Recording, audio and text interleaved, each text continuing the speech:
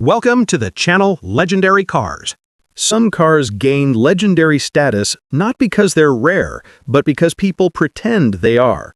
Rumors, lazy car dealers, and barstool experts turned these machines into mythical UFOs when in reality they were mass-produced, common, and nowhere near rare. Here are the 10 biggest frauds in rare car history. Dear viewer, don't forget to subscribe to the channel. Thanks for your support. Number 10. The 1970 Buick Skylark base models. When people talk about the 1970 Buick Skylark today, they almost always jump straight to the Halo versions, the GS, the Stage 1, and of course, the legendary GSX with its screaming yellow paint, black striping, and drag strip-ready torque. Those models carved out a permanent place in muscle car mythology. But the reality is that the vast majority of Skylarks sold in 1970 were not tire-shredding big-block monsters. They were base models, ordinary, affordable, practical machines that filled American driveways by the tens of thousands. And yet, because the spotlight has almost completely been stolen by the GSX and Stage 1, the base Skylark has all but vanished from public memory. Everyone remembers the hero. Nobody remembers the supporting cast. The contrast between the GSX and the base Skylark could not be greater. The GSX was designed to dominate headlines and intimidate rivals. The base Skylark was simply designed to sell.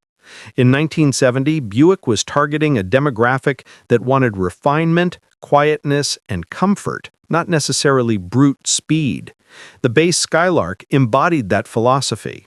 It came with conservative trim, understated styling, and engines that were tuned for smoothness rather than shock value. Where the GSX featured a massive 455 V8 pushing nearly 500 pounds-feet of torque, the base Skylark often came with a humble 250 straight-six or a mild 350 V8. These engines were reliable, easy to service, and surprisingly fuel-efficient for the time, but they certainly didn't stir the soul like the performance models. And this is precisely why people today forget the base Skylark even existed. It wasn't rare, it was everywhere. One of the biggest misconceptions people have about the 1970 Skylark is its rarity. Because the GSX was built in limited numbers, only a few hundred in 1970, people assume all Skylarks from that year must be uncommon or valuable. But the truth is the opposite. Buick pumped out thousands upon thousands of base Skylarks in 1970. They were popular with families, older buyers, and middle-class professionals. These were solid, respectable cars. Not flashy, not risky, not loud.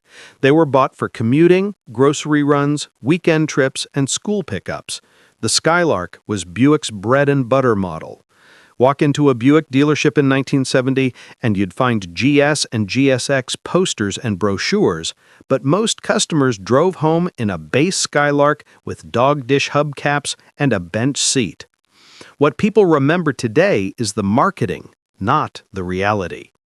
Why people confuse it with the GSX today? Most base Skylarks lived hard lives and were treated like disposable appliances. They rusted away in northern states, were traded in, passed down, neglected, and eventually scrapped. Meanwhile, GS and GSX models were cherished, protected, and restored. They had value, status, and performance credentials that made people keep them alive. So when modern enthusiasts attend car shows, they see GS and GSX models lined up in perfect condition. They don't see the base Skylarks because those cars simply didn't survive at the same rate. This creates a powerful illusion. If I don't see them anymore, they must have been rare. But that's not true. They were simply ordinary. A perfect example of survivor bias. Survivor bias is everywhere in the classic car world, but the Skylark is one of the best examples. Back in 1970, the base Skylark was one of the most common cars on the road. By the late 80s and early 1990s, it was a cheap used car. By the 2000s, it was a curiosity, something you might see sitting behind a barn or still being driven by someone who refused to buy a new car. Only the rare, desirable models were restored. Only the exciting models were saved. As a result, the base Skylark faded out of sight and out of memory. But production numbers don't lie. The base Skylark was everywhere. What's rare now is simply a consequence of neglect, not low production. The base Skylark's identity crisis. Another reason the base Skylark gets forgotten is because it didn't fully belong to the muscle car world, nor did it entirely belong to the luxury world. It lived in the strange in-between space Buick occupied in the late 1960s and early 1970s. Too refined to be a raw entry-level muscle car, too plain to be considered a premium luxury car. It was a just-right kind of vehicle, which is exactly why so many people bought it, and exactly why it's not remembered today. Cars that aim for the middle rarely get preserved in history books. The 1970 base Skylark had all the right ingredients stylistically: a long hood, a graceful roofline, a subtle Coke bottle shape, and understated trim. But nothing about the base model screamed for attention. It didn't have the hood scoops, it didn't have the spoilers, it didn't have the wild colors, it didn't have the racing stripes. It looked dignified, not dramatic. And because of that, it blended in perfectly, both then and now. Why people think it's rare today. When someone comes across a clean, base model 1970 Skylark today, it genuinely turns heads. Not because the car was rare to begin with, but because so few ordinary examples survived. Seeing one is like finding a piece of American daily life, frozen in time. But enthusiasts often jump to the wrong conclusion. It must have been a limited production model. No, it was just mass-produced, mass-driven, and mass-forgotten. The base Skylark's legacy. The 1970 base Skylark will never command the prices or the fame of the GSX. It will never shake the ground with big block thunder. It will never appear in Barrett-Jackson headlines or muscle car calendars. But it played its own quiet role in American automotive history. It was the dependable soldier, the everyday commuter, the family car that kept Buick profitable. It helped define the look of the American midsize sedan at the dawn of the 1970s. It wasn't rare, it wasn't glamorous, it wasn't exotic, but it was everywhere. And that's exactly why it mattered. Today, the base Skylark deserves recognition not as a collector's treasure, but as a symbol of the real day-to-day American road in 1970. Practical, stylish, and absolutely ubiquitous. Number 9. The 1978 Chrysler Cordoba, non-T-top. The 1978 Chrysler Cordoba is one of the most misunderstood American cars of the late 1970s. Today, enthusiasts talk about it as if it were some low-production luxury coupe, a unique artifact from a time when Chrysler still had swagger. And because Ricardo Montalban famously appeared in commercials praising its rich Corinthian leather, people assume the car was some kind of exclusive, upscale, hard-to-find personal luxury machine. But the truth is far more ordinary. The non-T-top Cordoba was everywhere. Chrysler didn't just build them, they depended on them.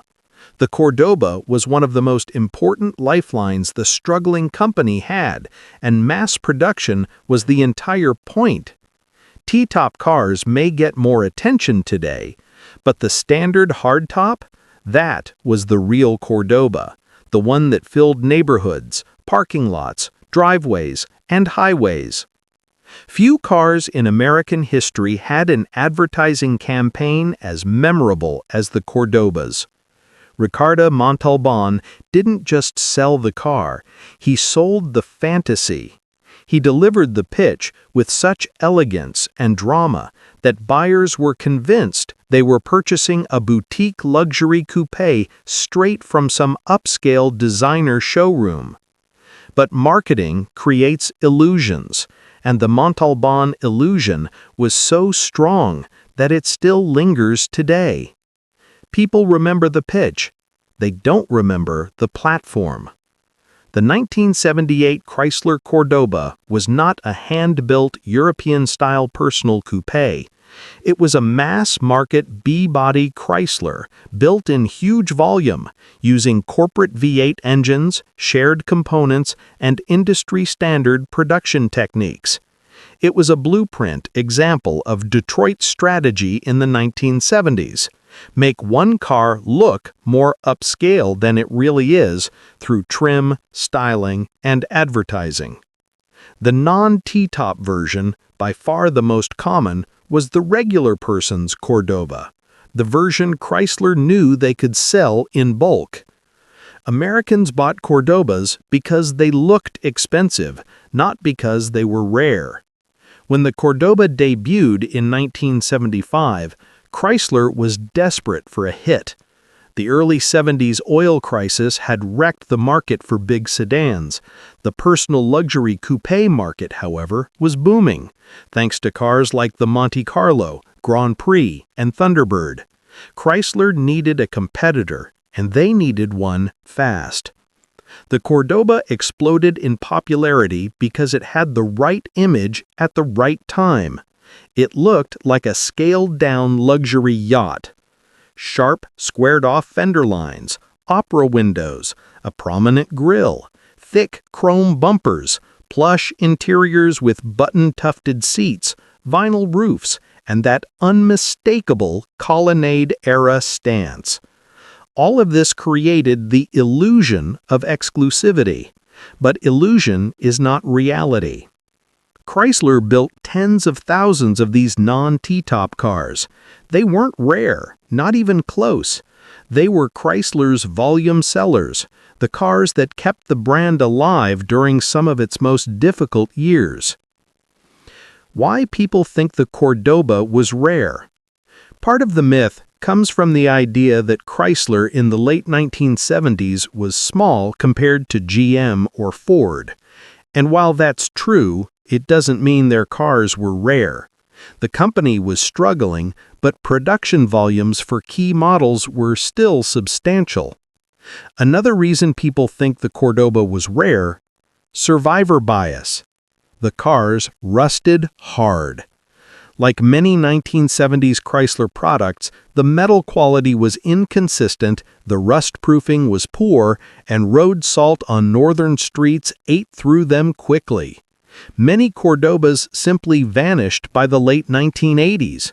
Junkyards filled with them. Cash for clunker programs took thousands more.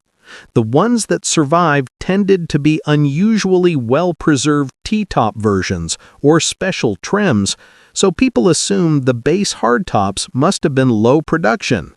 But again, they weren't rare. Most were simply used up and thrown away.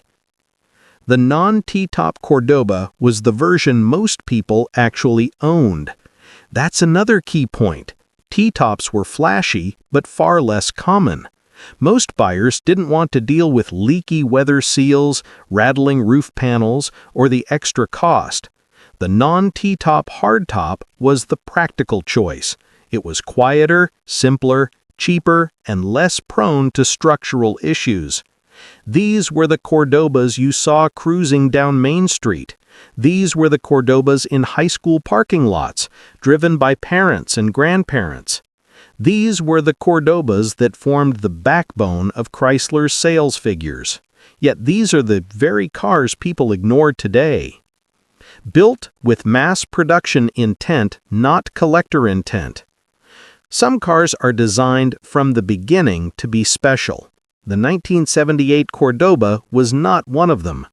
Chrysler's goal was to sell a comfortable, stylish, mid-priced coupe that looked more luxurious than it was. Collectors today sometimes assume that all 1970s coupes with Landau roofs and plush interiors must be rare. But this mindset is backward. In the 1970s, luxury was mass-produced. Soft-touch vinyl, faux wood trim, chrome accents. These were features added to create style on a budget. The Cordoba embodied that formula perfectly. Modern enthusiasts see Corinthian leather and imagine scarcity, but in reality, these cars were produced in the spirit of as many as we can sell. Why the base Cordoba has been forgotten. The Cordoba suffers from the same fate as many once popular, non-performance American cars. It wasn't a muscle car. It wasn't a high-output special edition. It wasn't rare or hand-built. It wasn't part of a performance legacy. It was simply a successful personal luxury coupe. And once the personal luxury era faded, the Cordoba faded. People don't restore them, people don't hoard them, people don't brag about them, so the base models quietly disappeared. What made it a good car, even if it wasn't rare? Despite its forgetfulness today, the 1978 Cordoba had real strengths: a smooth ride, comfortable seats, quiet road manners, strong, reliable V8s, 360 and 400, transmission durability, stylish presence. The Cordoba wasn't meant to be exotic, it was meant to be pleasant. And for most buyers in the late 1970s, that was exactly what they wanted. The truth about the non-T-top Cordoba. The 1978 Chrysler Cordoba was not rare. It wasn't a niche collector's car. It wasn't some exclusive personal luxury coupe. It was a mass-market success, sold in huge numbers, bought by ordinary Americans, and used until they wore out. The only reason people think it was rare is because the survivors today are few, and because Ricardo Montalban made it sound like owning one was the automotive equivalent of entering a secret club. But back then, it was just Chrysler's best hope, sold in droves and driven everywhere. Forgotten? Absolutely. Rare? Not even remotely. The non-T-top Cordoba was the definition of everyday 1970s American luxury, common, comfortable, and marketed so well that the myth outlived the metal. Number 8. The 1983 Mercury Cougar Sedan. Mention the Mercury Cougar to almost any car enthusiast, and you'll instantly see a certain image appear in their mind. The late 1960s muscle-inspired Cougars, the XR7s with hidden headlights, sequential taillights, V8 growl, sleek lines, and luxury sport attitude. Or maybe the mid to late 1970s personal luxury coupes with opera windows, vinyl roofs, and chrome everywhere. What almost nobody imagines when they hear the word Cougar is a boxy, forgettable four-door sedan from the early 1980s. And yet, in 1983, that's exactly what Mercury was pumping out. People today talk about these cars as if they were some obscure, low-production oddballs, but that's nostalgia playing tricks on them. In reality, the 1983 Mercury Cougar sedan was about as rare as dirt. These cars were everywhere. They filled neighborhoods, office park parking lots, rental fleets, and government lots. They weren't sporty, special, exclusive, or exotic. They were simply practical sedans with a familiar badge slapped on the grille. So how did such an ordinary car end up being misremembered as rare? By misunderstanding what Mercury was doing in the early 1980s. The Cougar name was confusing by 1983. The early 1967 to 1973 Cougars built the car's reputation, sporty, luxurious, aimed at the Mustang market, but positioned slightly upscale. But by the early 1980s, Mercury had changed course. They needed cars that appealed to average American families and office workers, not muscle car fans. So, instead of building a sporty coupe, Mercury plastered the Cougar badge on a mid-size sedan built on the Fox platform. It was basically a Ford Fairmont or Ford LTD in dress clothes. Nothing exotic, nothing sporty, nothing rare. But because the Cougar name had decades of sporty luxury heritage attached to it, people today assume even the dull early 80s versions must have been special. Nope, Mercury simply recycled the badge for marketing convenience. By 1983, Mercury was stuck between Ford, low-price mainstream, and Lincoln, high-end luxury. Their problem? They didn't have many mass-production sellers. The economy was shaky, gas prices had recently spiked, and buyers were shifting to smaller, more efficient cars.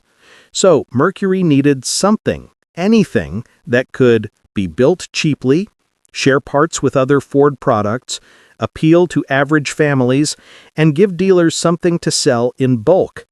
Enter the 1983 Mercury Cougar sedan, a car whose primary mission was to exist in quantity. And exist in quantity it did.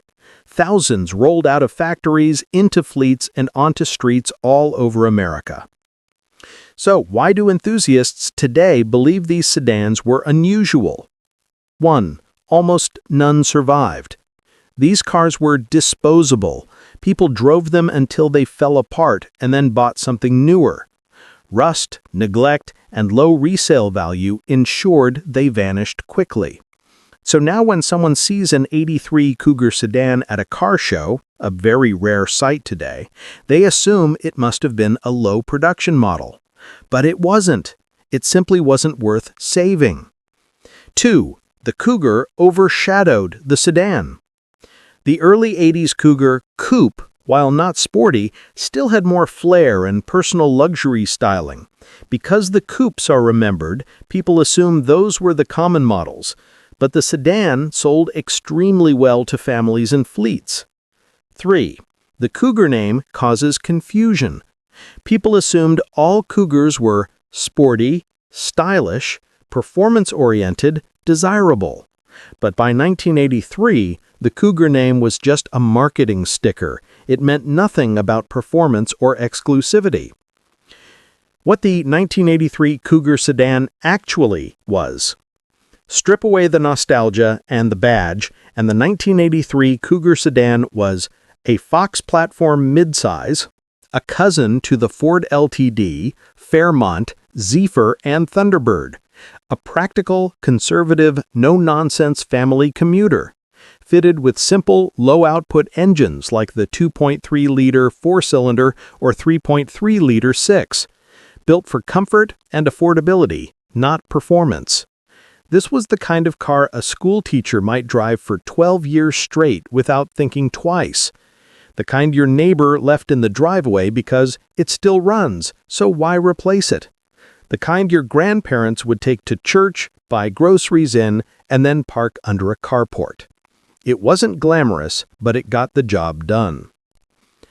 How these cars became invisible. The biggest reason people today think the 1983 Cougar sedan was rare is simple. It was too common. Common cars disappear because nobody preserves them. People saved Mustangs, Camaros, Trans Ams, and Monte Carlos. People did not save Mercury Cougar sedans. By the late 1990s, most were rusted out, donated, junked, or crushed. The few survivors exist only because someone forgot to get rid of them. The more common a car once was, the rarer it appears today. But rarity today does not mean rarity in 1983. These sedans were mass-produced, mass-driven, and mass-forgotten. The Cougar sedan's legacy? A badge with no muscle behind it. Looking back, the 1983 Cougar sedan tells an important story about American car marketing in the early 1980s. Automakers reused heritage names to sell ordinary cars. Buyers responded to familiar badges even when the product changed completely. Luxury brands like Mercury desperately needed volume sellers. Performance and sportiness were sacrificed for practicality. The Cougar sedan represents the moment the Cougar name stopped meaning sporty, personal luxury and started meaning whatever Mercury needs it to mean this year. The myth that the 1983 Mercury Cougar sedan was rare comes from hindsight, nostalgia, and poor survival rates, not actual production numbers. This was a mass-market commuter car wearing a once-respected badge. It was built in high volumes, sold widely, and used heavily. Yes, people remember the sexy Cougars, the muscle-oriented ones, the luxurious coupes, the XR7s, but the sedan? It was just one of many practical Fox platform cars flooding American roads in the Reagan era. Number 7. 1969 Plymouth Fury 3, the overgrown, rare car that was never rare. The 1969 Plymouth Fury 3 is one of the most classic examples of a car that modern nostalgia has tried to rewrite as something special, limited, or unusual. But let's be clear, the Fury 3 was one of the most mass-produced, everyday, totally ordinary, full-size American sedans and hardtops of its time. The idea that the '69 Fury 3 is rare today has less to do with low production numbers and more to do with people simply forgetting how many of these massive machines once filled every parking lot in America. This was the era when domestic automakers believed bigger automatically meant better. And Plymouth wasn't just following the trend, they were doubling down on it. The Fury 3 arrived with huge proportions, a blocky silhouette, and more sheet metal than a small shed. It wasn't some boutique build. It was Chrysler's attempt at capturing as many average buyers as possible. This was their bread and butter car, the model they expected middle-class families, fleet buyers, and government departments to purchase in droves. And purchase they did. By the late 1960s, the Fury lineup was everywhere. City streets, suburbs, rural towns, used car lots, police fleets, rental agencies, taxis, and company fleets. If you were alive in that era, you didn't ask, "Have you seen a Fury?" You asked, "Which color of Fury did your neighbor own?" That's how common they were. The confusion about rarity often comes from the car's imposing size. People see a '69 Fury 3 today. Long hood, enormous trunk, stacked headlights, fender top turn indicators glowing like miniature lighthouses, and assume, wow, they must not have built many. But that's the classic psychological trap of the late 1960s land barge. Bigness tricks people into thinking uniqueness. The truth is that Chrysler pushed these off the assembly lines in giant batches because they were profitable and aimed squarely at mainstream America. Another source of the false rarity myth is the shrinking population of these cars today. Most '69 Fury 3s didn't survive long enough to become collectibles. They were used hard, driven until death, and then crushed. Rust loved them. Municipal service fleets ran them into the ground. Families abused them as cheap used cars in the '80s and '90s. Survivors today are relatively few, but that still doesn't change the fact that the Fury 3 was never intended to be rare. It's the same reason people think old payphones are rare, only because they've forgotten how common they once were. Mechanically, the Fury 3 wasn't exotic either. It came with the usual Chrysler lineup of dependable but totally ordinary engines. Straight sixes, small V8s, and the bigger 383s for drivers who wanted a little more grunt. But none of it was limited production, high performance, or groundbreaking. This was a full-size commuter car, wearing a sharp suit, not a collector's gem. And this is exactly why the rare '69 Fury 3 myth hangs around. People assume anything that looks this dramatic must have been some kind of special export-only, dealer-exclusive, limited-run cruiser. But the truth is far less glamorous. It was one of Plymouth's best-selling full-size models of the era. Today, the '69 Fury 3 is a great nostalgia piece, a monument to America's obsession with size, and a reminder when cars were built to stretch across multiple parking spaces. But rare? Special? Limited? No chance. It's just a giant, forgotten commoner, a big steel dinosaur that survived long enough for people to misremember it as something it never was. Number 6. 1975 Dodge Coronet, the car so forgettable that people now think it's rare. The 1975 Dodge Coronet is one of those cars that proves a painful truth about automotive nostalgia. If a car is boring enough, unloved enough, and disposable enough, it will eventually become rare. Not because it was special, but because nobody cared enough to keep it alive. That's the entire story of the 75 Coronet in one sentence. It isn't rare by design. It isn't rare by engineering. It isn't rare by limited production. It's rare because almost every single one of them got junked, crushed, or abandoned long before anyone thought to preserve one. In the mid-1970s, Dodge wasn't interested in creating iconic design pieces or collector-grade metal. Dodge wanted a reliable, affordable, middle-of-the-road sedan for families, fleets, and anyone who needed a big, simple transportation appliance. The Coronet was the perfect example of that strategy, a car built to blend into traffic, not stand out from it. If you parked one in a grocery store lot, you'd lose track of it instantly because it looked exactly like every other tan or brown four-door in America. That anonymity has a strange effect decades later. People look at surviving Coronets and assume rarity must mean value or exclusivity or some sort of hidden appeal that was overlooked in its day. But the truth is the exact opposite. This was the car people bought when they didn't care about cars. They wanted a trunk big enough for groceries, an engine that started every morning, and a cabin that didn't leak during rainstorms. Style, performance, and prestige never entered the conversation. It was the vehicular equivalent of tap water. Mechanically, the 75 Coronet was parts bin symphony. The slant 6 or small V8 engines were proven but unremarkable. The ride quality was middle of the road. The interior was plastic, vinyl, and disappointment. Nothing about the car screamed innovation or distinction. It wasn't a muscle car, luxury car, halo car, or even a quirky oddball. It was simply a car, full stop. The most generic product Dodge could have built during an era dominated by emissions restrictions, fuel crises, and cost-cutting. So why do people think it's rare today? Because almost nobody saved them. Fleet buyers, police departments, government agencies, taxi companies ran them into the ground. Families drove them until the floors rusted out or the transmissions collapsed.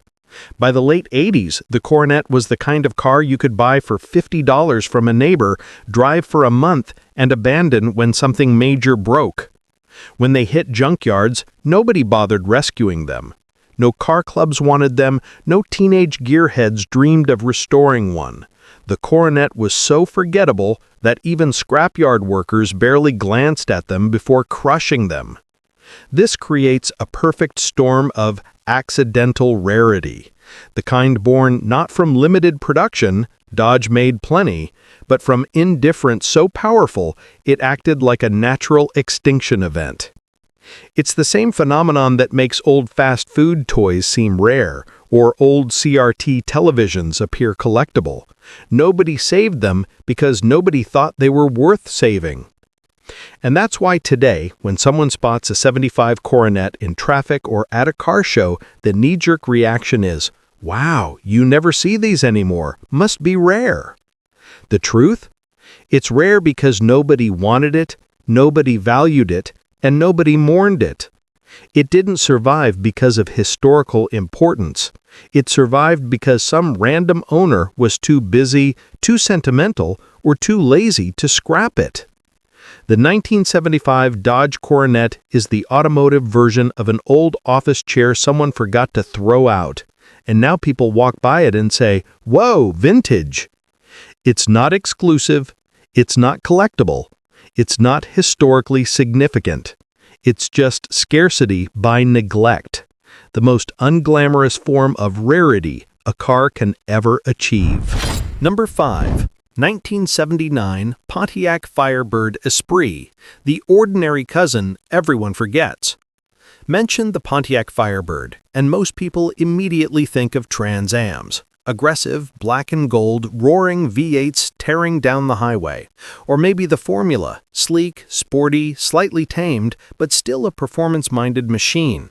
These are the Firebirds that occupy muscle car fantasy, movie posters, and collector calendars. Now, the 1979 Firebird Esprit, almost nobody remembers it. And that's exactly the point. The Esprit was the pedestrian Firebird, designed to fill dealer lots and give families something sporty-looking without the hassle of performance upgrades. It wasn't rare. It wasn't collectible. It wasn't a car that inspired passion or envy. It was a mass-market machine, built in large numbers to hit a price point below the Formula and Trans Am. Yet today, when someone spots a Firebird Esprit, the instinct is to assume rarity. Why? Because of association and bad assumptions. People confuse any Firebird with the high-profile Trans Am. Seeing the familiar body lines, hidden headlights, and swooping roofline, they think, this must be a special model. But it isn't. The Esprit was the Firebird for the cautious buyer, someone who liked the look but didn't need the speed or performance badge on the hood. What made the Esprit different, or not? Visually, the Esprit shared most of the Firebird's design language. Pontiac didn't give the ordinary buyer a completely bland car. It still had stylish sheet metal, the long hood, short deck, and the sleek swoop of the A-pillars. But that's where the fun ended. Under the hood, Esprits were mild-mannered machines. Engines ranged from small 6-cylinders to a low-output 305 V8. Nothing screamed muscle. Nothing shattered the quarter mile. Suspension, brakes, and tires were tuned for comfort and economy, rather than handling or performance. The interior was basic, with minimal trim, vinyl seating, and standard controls. In other words, it looked sporty, but it drove like a family car, and that's precisely why it sold well. Pontiac wasn't building fire-breathing cars for the mass market. They were building something almost anyone could buy, drive, and live with. The numbers don't lie. Pontiac produced tens of thousands of 1979 Firebird Esprits. They were everywhere: suburban streets, high school parking lots, rental fleets, and even some light-duty company cars. They were far more common than the Formula, and orders of magnitude more common than the Trans Am. Yet the myth of rarity persists. Why? Survivor bias. Most Esprits were driven hard, used, and eventually scrapped. The few remaining cars in decent condition are now viewed as uncommon. Badge confusion. The Firebird name carries prestige, and casual observers assume every model under that badge shares the same cachet as the Trans Am. Media and pop culture spotlighted only the high-performance versions. Ordinary Esprits faded into the background, creating the illusion that the ones left today are special. Esprit versus Formula versus Trans Am. Understanding the Firebird lineup is crucial to seeing why the Esprit was ordinary. Trans Am, performance-focused, high-output V8s, sporty suspension, bold graphics, iconic status. Collector favorite. Formula, mid-tier, sport-inspired, moderate performance, optional graphics. Often confused with the Trans Am. Esprit, entry-level, mass-market, mild-mannered, inexpensive to buy and run, designed to be ubiquitous, not legendary. So when someone tells you, I have a 1979 Firebird, it's rare, odds are they have an Esprit, not a Formula or Trans Am. And that's fine, but it's not rare in any meaningful sense. Why the Esprit disappeared from memory. The Esprit's very success contributed to its invisibility today. Dealers sold so many that no single car stood out. Families, students, and ordinary drivers bought them and drove them until they wore out. Few were preserved. Few were restored. most were forgotten or crushed. Compared to the Trans Am, loud graphics, loud performance, and cultural cachet meant enthusiasts rescued and restored them. The Esprit, it quietly disappeared into junkyards and scrap heaps. And because it didn't survive in significant numbers, casual enthusiasts assume it must have been rare, an illusion caused entirely by attrition, not scarcity at birth. The legacy of the 1979 Firebird Esprit. The Esprit may never grace the covers of classic car magazines. It may never appear at Barrett-Jackson with a six-figure estimate. It may never inspire the passion of a muscle car forum. But it played a vital role in Pontiac's lineup. It brought the Firebird name to a broader market. It gave families a sporty-looking car they could afford.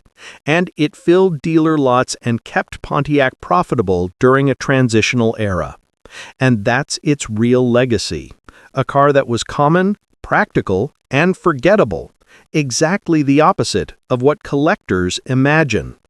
The truth about rarity. So, what's the lesson from the 1979 Firebird Esprit? Not every Firebird was rare. Not every Firebird was special. Mass production and popularity create today's illusion of scarcity only through neglect. The Esprit is the perfect example of common made to look desirable. It is mass market, mild, and utterly ordinary, and that's precisely why it has become misunderstood as rare. Forgotten? Yes. Special? No. Rare? Only by accident. Number 4. 1987 Toyota Supra Non-Turbo. Mention the Toyota Supra, and most enthusiasts immediately think of turbocharged, high-performance, collectible machines, the ones that dominate auctions, car shows, and YouTube channels today. The MK2 Turbo, with its aggressive styling, boosted engines, and track-ready performance, earns the lion's share of the Supra's reputation. And that's exactly why the non-turbo 1987 Supra gets misunderstood. Because of its association with the turbo models, people assume all 1987 Supras were rare, limited, and collectible. But the non-turbo cars tell a very different story. These were mass-produced, practical, and surprisingly durable cars that dominated streets and garages alike. In 1987, Toyota was rolling out the MK2 Supra as a sporty, upscale two-door for people who wanted style, comfort, and reliability, but not necessarily high-octane performance. The non-turbo versions were powered by naturally aspirated inline-six engines, smooth, dependable, and easy to maintain, but hardly groundbreaking. These cars offered good performance for daily driving, excellent longevity, and Toyota's hallmark engineering reliability. Mass production, not exclusivity. Toyota built thousands of non-turbo Supras every year, targeting middle-class buyers who wanted a sportier alternative to the standard Celica. Dealers didn't have to pitch these cars as rare or exotic, they sold themselves. Practical, stylish, and affordable, these Supras were everywhere.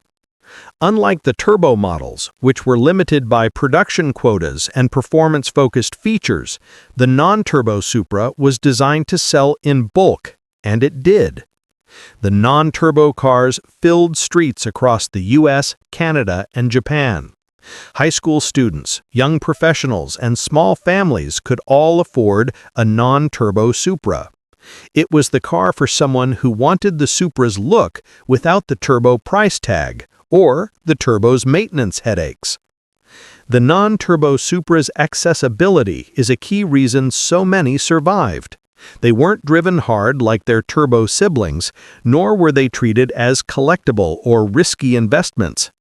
People bought them for reliability, practicality, and style, and that combination meant they survived in large numbers, unlike many contemporary American sports cars from the same period that rusted out or were abandoned. Survivor bias and misunderstandings about rarity. Today, enthusiasts assume that any 1987 Supra is automatically collectible. But this is a misunderstanding, driven by the turbo's reputation.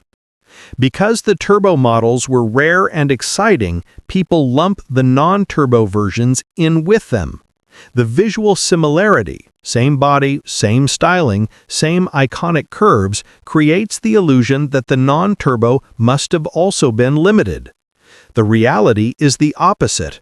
Non-turbo Supras were common enough to appear in everyday parking lots, shopping malls, and commuter routes across North America. Anyone driving a non-turbo Supra in 1987 could easily park it next to another and see the same car.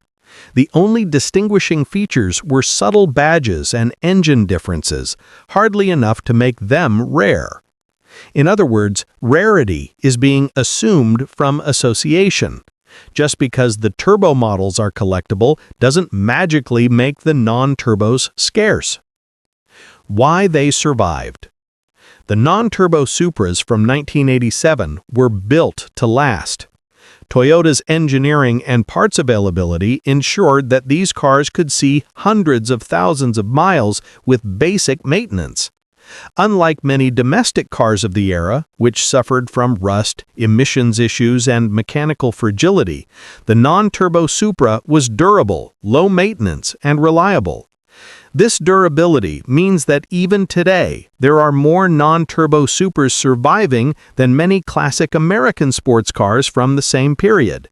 And yet most people still overestimate their rarity because they assumed the Supra name automatically means rare and collectible. The non-turbo's role in Toyota's strategy. Toyota positioned the non-turbo Supra as the accessible, reliable sports coupe for the average buyer. It had the look of the high-performance turbo model, but without the complexity, cost, or insurance penalties associated with turbocharging. This strategy allowed Toyota to sell in higher volumes than the turbo model, build brand loyalty with reliable engineering, expand the Supra's reach beyond hardcore performance enthusiasts. The non-turbo Supra essentially created a base of satisfied owners who spread the Supra name and reputation without breaking the bank. Visual and mechanical identity. The 1987 non-turbo Supra looked the part. It had a long, sleek hood, pop-up headlights, sporty lines and rear spoiler, optional, comfortable, well-equipped interiors, but under the hood it had a mild 2.8-liter or 3-liter inline-six engine, plenty for daily driving, but nothing to justify collector status on its own. Suspension, brakes, and drivetrain were tuned for reliability, not track performance. This visual similarity to the turbo models is the main reason modern enthusiasts misinterpret its rarity. People see the car, recognize the Supra silhouette, and assume it must have been produced in small numbers. But in reality, these were the workhorses of Toyota's sports car lineup, designed to be plentiful. The truth about the 1987 non-turbo Supra. Not rare at the time of production. Toyota made thousands.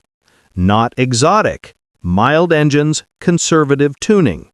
Not collectible. Buyers in 1987 saw it as a reliable daily driver. Its longevity and enduring good looks have made it more visible today than many American contemporaries. But this visibility should not be confused with exclusivity. The 1987 non-turbo Toyota Supra was the everyday Supra, reliable, stylish, plentiful, and approachable. Turbo models are collectible, yes, but the non-turbo, common in 1987, mass-produced for ordinary buyers, survived in large numbers due to reliability, mistakenly assumed rare because of its turbo sibling. It's the perfect example of rarity by association, not scarcity. People see a Supra, assume it's special, and forget the non-turbo was the backbone of the model line. In short, the non-turbo wasn't rare, It wasn't special. It was everywhere, and it survived everywhere, which ironically is why it's still around to tell the truth about how common it really was. Number 3. 1958 Chevrolet Del Rey, the budget Chevy everyone thinks is rare. When you think of a 1958 Chevrolet, most enthusiasts immediately imagine Bel Airs, Impalas, and Nomads, glossy, stylish, chrome-laden icons of the late 50s. The movies, the magazines, and the classic car hobby all celebrate those top-trim Chevys, creating a sense of nostalgia and scarcity around 1950s Chevrolets. But nestled quietly below these glamorous trims was the Chevrolet Del Rey, the little-known, budget-friendly, mass-produced sibling that powered the bulk of Chevy's sales in 1958. And yet today, when someone spots a Del Rey, they often assume it was rare or collectible. The truth is the exact opposite. The Del Rey was the everyman's Chevy, designed to be affordable, simple, and widely accessible. The Del Rey's purpose. Chevrolet designed the Del Rey as a budget option, positioned below the Bel Air. It was aimed at buyers who wanted a reliable car with the Chevrolet name but didn't care about luxury touches, two-tone paint, or chrome embellishments. Fleets, first-time buyers, and middle-class families purchased Del Reys in astonishing numbers, simply because they were practical and inexpensive.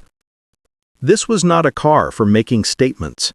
It had the standard engine options, minimal interior trim, and little more than the basic necessities. No fancy fabrics, no flashy emblems, no eye-catching styling beyond the standard Chevrolet look. It was essentially a rolling appliance, designed to get people from point A to point B without fanfare or fuss. Mass production, not exclusivity. In 1958, Chevrolet was the #1 car company in America, and the Del Rey played a crucial role in that dominance. Dealers relied on these budget models to fill showrooms and keep sales high. Tens of thousands of Del Reys rolled off assembly lines across the country that year. Unlike Bel Airs or Impalas, which were produced in lower numbers and carefully marketed as premium models, the Del Rey existed to be everywhere, all the time. And that's why anyone assuming rarity today is mistaken. The Del Rey's presence in the market was vast, ubiquitous, and utterly normal. In neighborhoods, on highways, and in fleet parking lots, Del Reys were commonplace. They were the default Chevrolet for buyers who didn't need bells, whistles, or the cachet of top-tier trims. Why people think it's rare? If the Del Rey was common in 1958, why does it seem rare today? The answer lies in attrition and collector bias. Low preservation rates. Because the Del Rey was a budget car, most owners didn't bother preserving it. They drove them hard, neglected cosmetic care, and eventually scrapped them when rust, mechanical failure, or obsolescence set in. Overshadowed by Bel Air and Impala.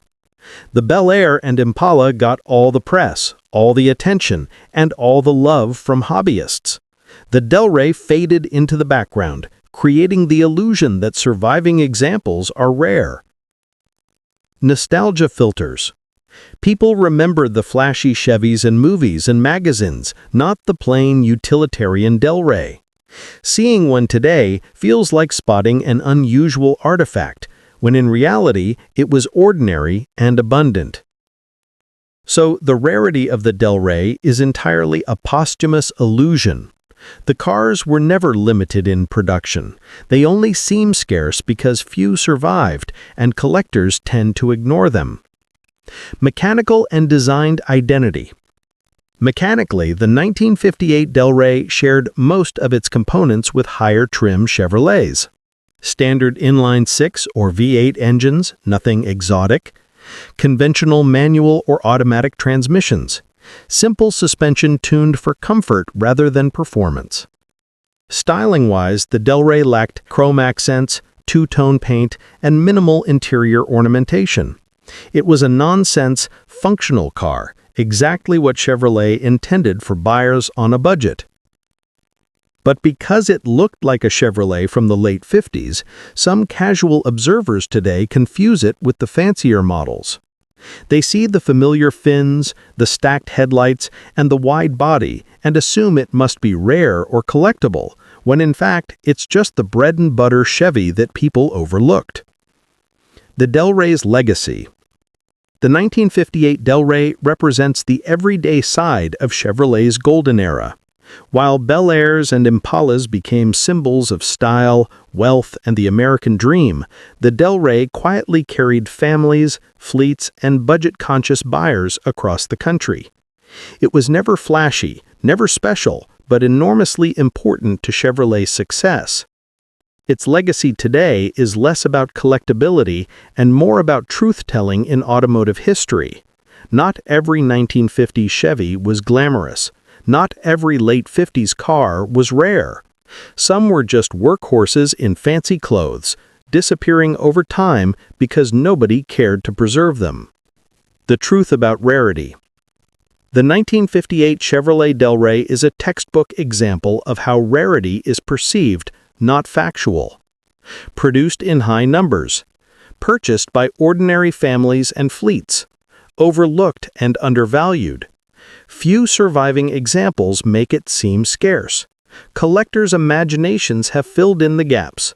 What they see as rare is really scarcity by neglect, not exclusivity by design. The Del Rey is common in historical production, rare only in modern survival terms.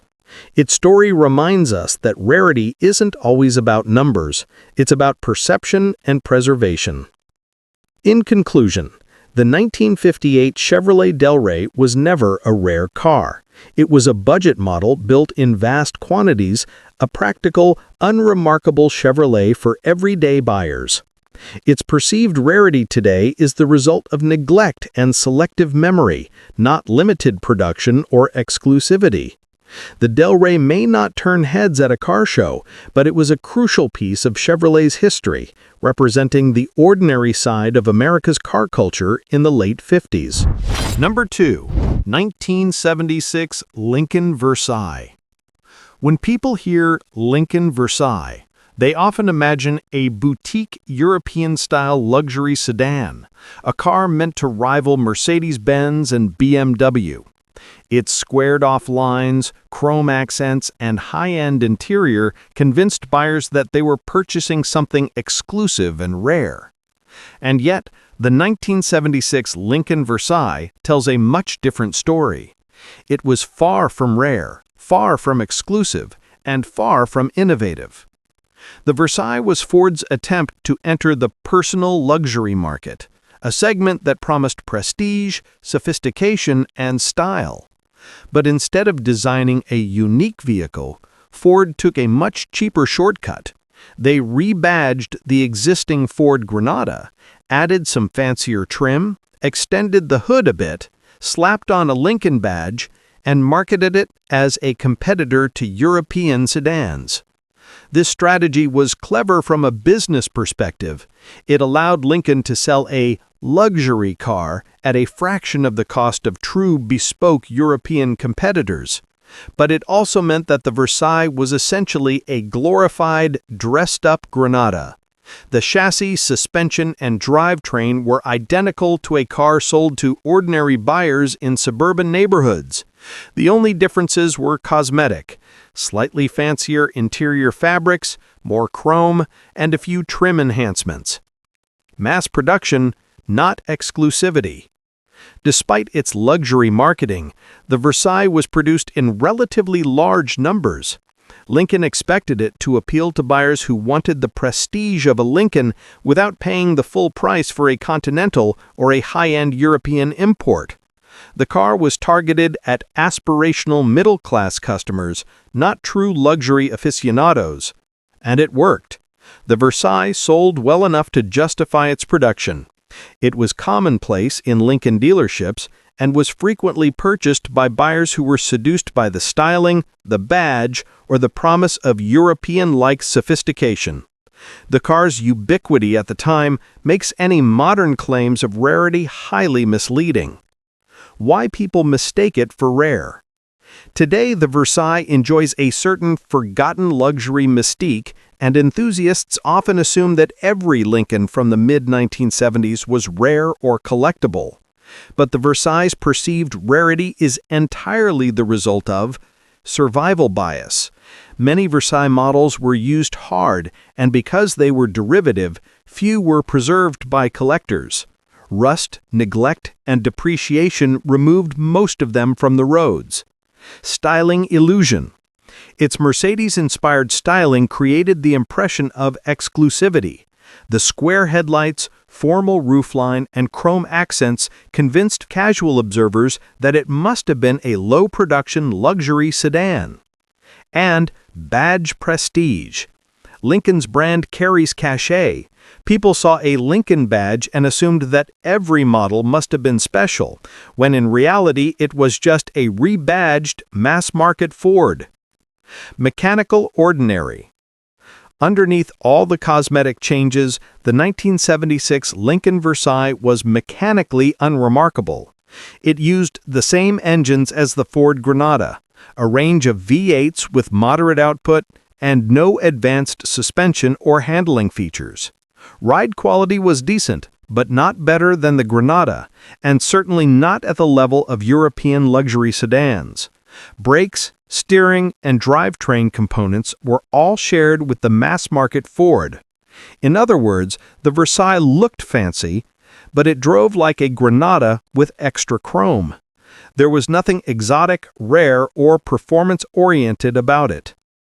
The real story of rarity. The Versailles' rarity today is an illusion created by neglect, bad reputation, and fading numbers, not by low production or exclusivity at launch.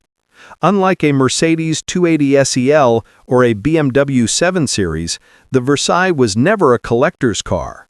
It was never in limited production, never had a high-end engineering pedigree, and never inspired passion from enthusiasts. Instead, the few surviving examples today are often rescued by collectors curious about how Ford tried and failed to make a European-style luxury car on the cheap. The scarcity is posthumous, its rarity by accident, not by design. Legacy of the Lincoln Versailles. The Versailles remains a cautionary tale in automotive history. Design ambition exceeded engineering reality. Ford tried to mimic European luxury but only achieved superficial success. Mass production disguised as exclusivity.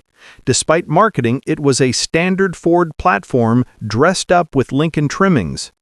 Perceived rarity versus actual rarity. Collectors today mistake survival scarcity for inherent value or specialness. It's a car that proves that style alone does not make a car rare, desirable, or collectible. The Versailles is a striking example of how marketing can convince people that an ordinary mass-produced car is something exceptional. Conclusion. Common, derivative, misunderstood. The 1976 Lincoln Versailles is not rare, not exclusive, and not a true luxury marvel. It was a budget-conscious, mass-produced, dressed-up Ford Granada, aimed at aspirational buyers who wanted prestige at an affordable price. Its current mystique comes from a combination of fewer surviving examples, its Mercedes-inspired styling, the Lincoln badge, and the era's marketing spin. But these factors do not change its reality. The Versailles was ordinary, widely available, and derivative. Its rarity today is scarcity by neglect and myth, not production numbers or inherent value. In short, the Lincoln Versailles fooled people with its styling, but the truth is clear. It was common, mass-produced, and fundamentally unremarkable. Its legacy is a lesson in how appearances can deceive, and why not every flashy-looking car from the 1970s was actually rare or exclusive. Number 1. 1966 Dodge Coronet 440. When you hear 1966 Dodge Coronet, the mind often jumps straight to Hemi-powered monsters, legendary V8s that dominated drag strips, and muscle car folklore. These were cars built in tiny numbers, designed for performance enthusiasts and cherished by collectors today. And that's precisely why the regular Coronet 440, with its 318 or 383 engines, is often mistakenly perceived as rare or collectible. In reality, the non-Hemi Coronets were the opposite of rare. They were Dodge's bread-and-butter street machines, mass-produced, widely available, and utterly forgettable, sold to families, commuters, and even fleet vehicles who wanted style without extreme performance. The role of the 440 in Dodge's lineup. The Coronet 440 sat just below the top-of-the-line Coronet 500 and the limited production Hemi models. Its mission was simple: provide a full-size, dependable Dodge sedan or coupe with just enough performance and flair to attract buyers who wanted a muscle car look without paying for a race-bred V8. Engine options ranged from the base 318 cubic inch V8 to the more common 383. Transmission choices included 3-speed manuals, 4 speeds, and TorqueFlite automatics. Styling was shared with the rest of the Coronet lineup, including the popular fastback roofline and long hood short deck proportions. In other words, the 440 was every bit a Dodge Coronet, just without the extreme engines that made the Hemis legendary. Mass production, not rarity. Dodge produced thousands upon thousands of 440 Coronets in 1966. Dealers stocked them in every region of the United States. They were family cars, commuter cars, and even fleet vehicles. For buyers who wanted a mid-level Dodge with a big V8 and plenty of street credibility, the 440 was the go-to choice. Unlike the Hemi Coronet, which was produced in extremely limited numbers and is now considered a rare collector's gem, the 440 was ubiquitous on streets and highways. If you were in an American city in 1966, chances are you saw dozens of these cars parked in driveways, school lots, and shopping centers. The high survival rate of the 440s, thanks to their practical engineering and Dodge's reputation for reliability, means that even today, examples are still plentiful, if not always pristine. And yet, because enthusiasts often equate 1966 Coronet with Hemi rarity, the 440 is frequently misrepresented as scarce or collectible. Why people mistake it for rare? Several factors contribute to the 440's false reputation. Association with Hemi models. Hemi engines were exotic, expensive, and low production. People see 1966 Coronet and assume any V8 model is equally rare. Classic car nostalgia. In modern eyes, every mid-1960s muscle car feels special, leading to inflated perceptions of rarity. Survival bias. Many non-Hemi 440s were eventually scrapped, neglected, or modified beyond recognition.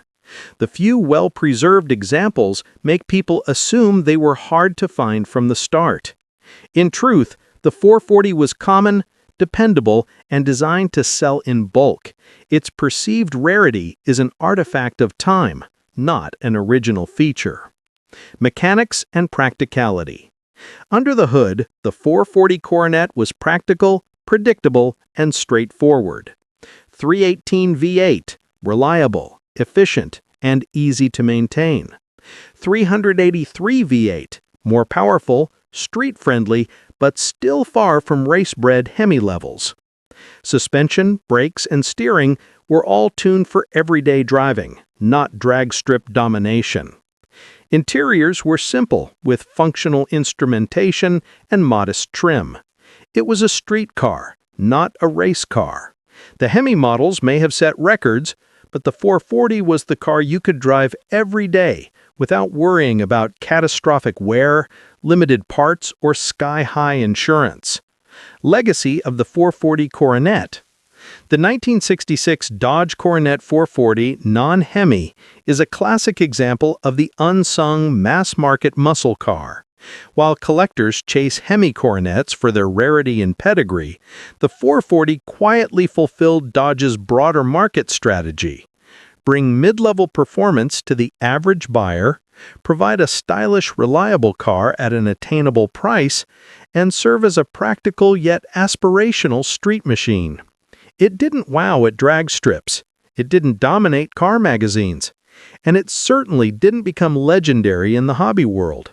But it kept Dodge competitive and buyers happy in a market dominated by rising muscle car enthusiasm. The truth about its rarity. Not rare in 1966, produced in large numbers. Not exotic, standard V8 engines, shared platform. Not highly collectible. Few enthusiasts preserved them historically. The 440 is sometimes perceived as rare today because surviving examples are less glamorous than Hemis, but this is rarity by association and neglect, not by production. Conclusion: common, dependable, and misunderstood. The 1966 Dodge Coronet 440 non-Hemi was a dime-a-dozen street machine, practical, mass-produced, and designed for ordinary Americans who wanted style without extreme performance. Its fame today as a rare muscle car is entirely mythical. People confuse it with Hemi models. Nostalgia inflates its importance, and the few surviving cars give a false impression of scarcity. The reality is simple. The 440 was everywhere, functional, and forgettable. Exactly what Dodge intended. Its legacy is not in collector value, but in showing how ordinary cars often get misremembered as rare when time and neglect reshape perception.